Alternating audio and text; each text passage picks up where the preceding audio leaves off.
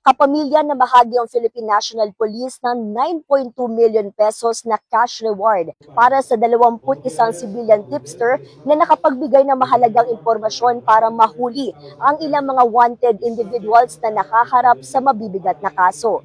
Yung isang informant ay nakatanggap ng pinakamalaking pabuya na 2.5 million pesos matapos niyang ituro yung suspect o wanted sa kasong 5 counts of murder, frustrated murder at theft.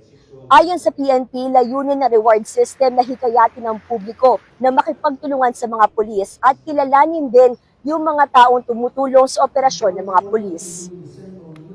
Itong reward money na naman ito, of course, this is a funds from the Philippine National Police. Binabalik lang natin because of the so-called cooperation or coordination or good partnership with our community.